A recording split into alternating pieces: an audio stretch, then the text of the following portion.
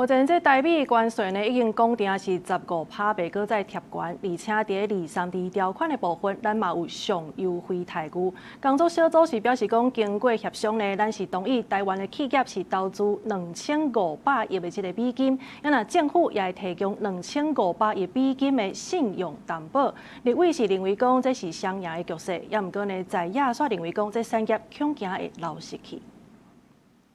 经过9个月谈判，行政院副院长陈丽君总谈判代表尤丁年带领的团队，伫美东时间15完成甲美方代表的总结会议，确定2项重要成果：对顶关税15%，而且无贴加，也搁有232条款关税上优惠待遇。过去我们产业有许多的品项，其实输美的税率是比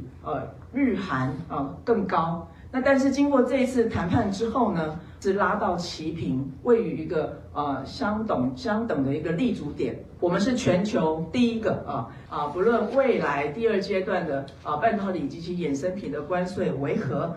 我们都将获得最优惠的待遇。也那伫这当中，台湾半导体加科技产业爱直接甲美国投资上无2500亿美金。野外投资方面，政府预计提供2500亿美金的信用担保，强调会用台湾模式，也就是产业投资完全是企业自主规划，无受美国政府项目清单限制。这有助于我国的业者在美国拓展半导体、ICT 产业的蓝图，共同建立一个产业聚落，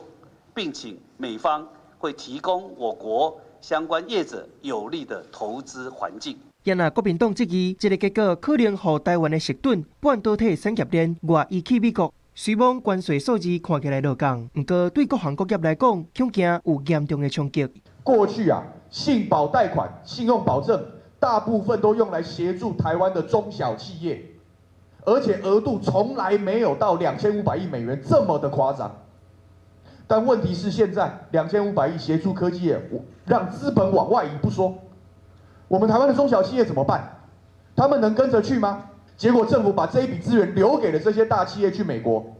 那对于台湾的中小企业，那不是双重打击是什么？为什么真的不能为自己的国家说一声恭喜，说一声加油呢？获利分润的模式上，台湾对美的2500亿自主投资由企业民间来发动，而所获得的获益100%是台湾的企业。面对在野党的质疑，副院长陈丽君表示，上重要的战略目标不是产业外移，是咱台湾科技产业延伸扩展。相信供应链的合作不是 move， 是 build。扩大伫咧美国的布局，支持美国打造本土供应链。公司新闻综合报道。